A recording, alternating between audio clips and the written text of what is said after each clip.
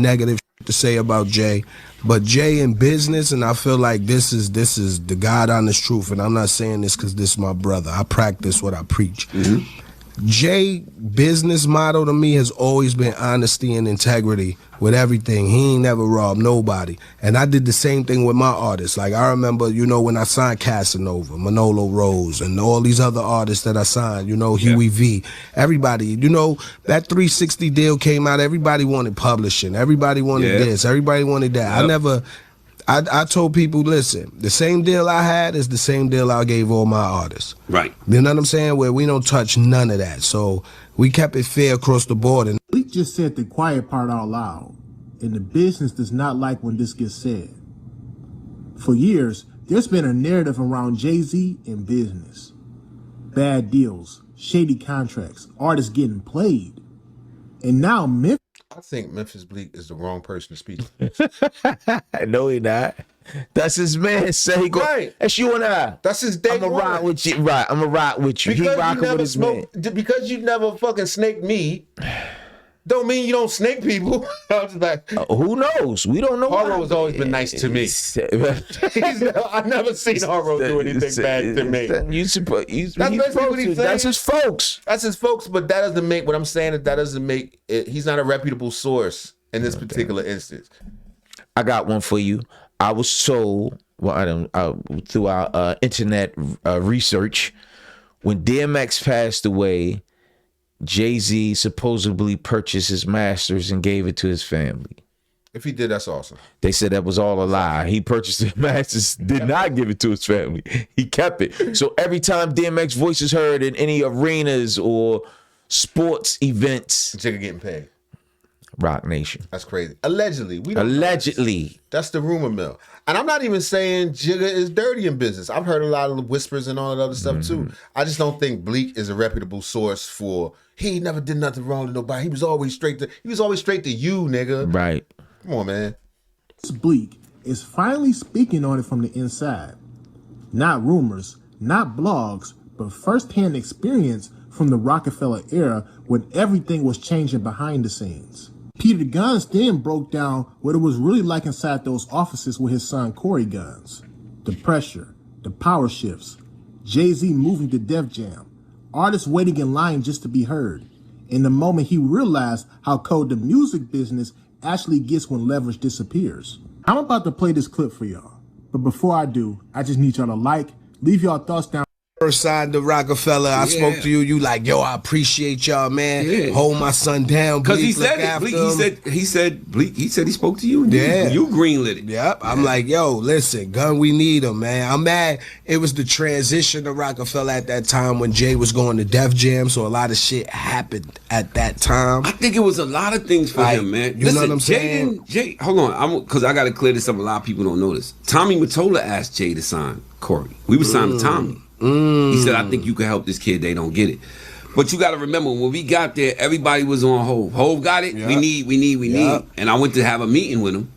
And it was a line around the corner like remember the Godfather? Yeah. Everybody was having their time to meet with him. Everybody sitting there, B was even in the office. So I was like, we in Guru office waiting for our turn, like everybody else. So I could say what's going on with Core. And one of the young gunners was there. And he was waiting for his time, and he was like really complaining to Guru. I don't know them. I never really met them, man. There's no shade to them. But they was there to see Hov for something. Yeah. And they had to wait, and it was like frustrating for them. And I looked at Core. I said, yo, if these niggas is having a hard time up here, that nigga's having a hard time with it, we need to get up out of here. Yeah. So when I got the Hov office, he was sitting on this side of the desk, and I was over there, and he said, guys, come over here. I don't even feel right talking to you from behind this desk. And he was like, what do you want to do, man? I said, yo, we just gonna get up out of here. He said, it's cold out there, my nigga. You sure? I said, yeah, because in my mind, we gonna just walk to another deal. Because Cory was like that. He was like, is that what you want? Won't you just turn them up in the building and they'll get behind them? I was like, nah, man, we'll just get up out. He said, I'll tell you what, meet me at Cielo and we'll talk about this in Cielo. So I met him at Cielo. He said, what you want? I said, just give us the rest of the budget to eat on. Let us get the music. And I asked for one more thing. He said, done. He made it. I called Jay Brown, said, make this happen. And that's how we got out of there. And, he went to Young Money. But long story short, he didn't have to do that. They could have just fucking held us on. But he let me know I'm leaving. So whatever you want to happen need to happen now. Oh, let us out. Nah, that's a fact. And so, you know, shout out. People got a lot of shit to say, but that man let us go. At first, he could have been like, nah, turn him up in the building and figure it out. He's like, nah. But, you know, I knew him before. You know who has a story contrary to that? Who that? Beanie Sigel. Beans talked about what he was in there. He was in jail. He was like, man, Jay ain't never come see him. Ain't never sent him no dough, no nothing. He was like, man, when he came uptown, he said he wanted off the label. He wasn't happy with how it was going. He was like, man, I thought we was family. He said, man, Jay he bounced that ball around his office. That's, of course, a metaphor, but he was like, you know, he ain't want to let him go. You know, so it got ugly. So not all, and like you said, maybe Memphis Bleek is a bad spokesperson. Right. And I'm not saying Jigga did a bunch of bad. Right. I never did a deal with Jigga. Nah. I'm just saying there are stories to the contrary. Yes. That's all I'm saying. And I don't know if Bleek is the best person to say it. But I mean, obviously these two guys have had good dealings with him. We toured together, bro. I remember when we had Ain't No Nigga and y'all had the major smoker. We was coming out first and y'all was shutting it down after. Like, he was giving me advice then. Yeah, he like said, don't, because I was doing a separate album with Tariq. He said, nah, y'all got to stay together, do another one. But you know, he was so when seeing him in the office it didn't feel right for us to be having that kind of conversation. Yeah.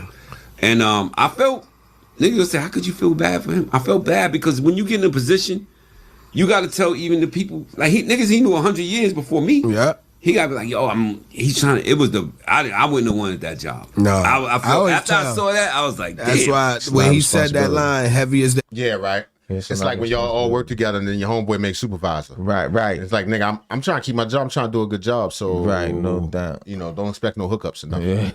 Yeah. I mean, that's business. You gotta keep business, it. You know, you gotta keep it separated. That's probably why because you know they say Jigga hard to get to. Even in the celebrity circles, he kind of standoffish. And I could imagine him being in an executive position for a while now, because this is like back when he first went to Def Jam. Yeah. You know, he was the president of Def Jam. Yeah, you gotta keep a little bit of separation because of having long ties like people like Peter Gunz, who's not in his position, but he's known him since forever. No doubt. You heard he said it was a line around the corner just to sit there and talk to him. Mm-hmm. You know what I mean? That wears the crown. I'm like, he ain't never fucking lied, boy. But I knew if he leaving, we need to get the fuck out of here now, because they don't care about. I think the only reason I'm even having this meeting with Jay is because of Jay or Guru. So if he leave, Guru going with him, who the fuck we got? The same people telling us what we need to do. So I took the right. I get it. I took the, we walked over, we went to a couple labels and they was like, no. I said, damn, Jay was right. It's cold out here. Yeah, no, the we industry is bad. Call. And it was more, shout out to my nephew, Jim. I never give him credit, but Jim was out in New Orleans and talking to Mac Main and all like, yo, Cory, free agent. And so I think my nephew, Jim, is the real reason that Cory got signed. That's what's up, man. Shout out Mac Main, Wayne, and them. That's the fam, for sure, man. Like, fucking, one thing I wanted to add on, too, a lot of people got a lot of negative shit to say about Jay, but Jay in business, and I feel like this is the God honest truth, and I'm not saying this because this is my brother. I practice what I preach. Jay business motto to me has always been honesty and integrity with everything. He ain't never robbed nobody. And I did the same thing with my artists. Like, I remember, when I signed Casanova, Manolo Rose, and all these other artists that I signed, Huey V. Everybody, that 360 deal came out, everybody wanted publishing. Everybody wanted this. Everybody wanted that. I told people, listen, the same deal I had is the same deal I gave all my artists. Right. You know what I'm saying? Where we don't touch none of that. So we kept it fair across the board, and that's one thing how I was raised. So I like that. What you said, like how Hov let you go is anybody that has anything bad to say about the dude, eyebrow. Yeah. Because how could you not be proud of this dude coming from where we? And when I say where we come from, I'm not talking about just. I'm talking about New York, the streets. That like if I just from the bottom, man. And still, he's in the one spot for me. So there's certain rappers when they do a top 5, you can put them in that position, and I won't argue with you. If you say your Guns, my top 5 is Andre 3000, I'm not gonna argue. That's right. I got Kiss in my top 5. That's right. He's been in a one spot for me. So, but it's hard, let me say this to you: when you got what you got, and you that level of an artist, it's and then.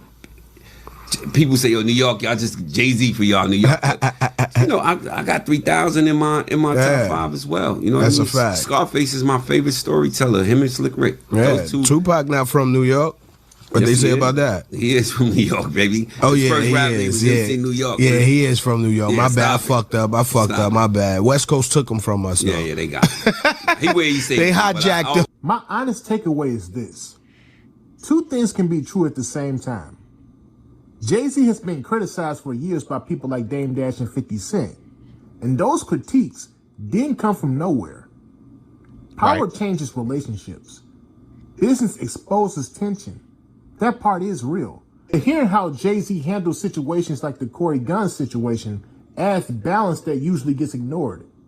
Letting the artist walk, giving budget instead of trapping them in paperwork, that's not the move of somebody trying to squeeze every single dollar. That's somebody protecting leverage and their reputation. I mean, it's probably like most things in life, a case-by-case situation. Mm-hmm. It's probably also has to do with personal shit. You probably like Peter Gunz. Remember from back in the days, that's his man's in them. What you need, brother? I got you. Right. Whereas somebody else is a straggler. You're like, look, I can't look out for everybody, nigga. I ain't gonna have no money. Right. Money. You know what I'm saying? Or this nigga got bigger fish to fry. Or he got bigger fish to fry. I don't know. Y'all let me know what you think in the comments. Is Bleek telling the truth or is it all just phony? Yeah, it was a fabricated. You know he what just I'm saying? representing for his man. Right. And we didn't even bring up his homegirl, Day, Ray. Who? You know Miss Perez. Oh no, wait. Anyway, we out.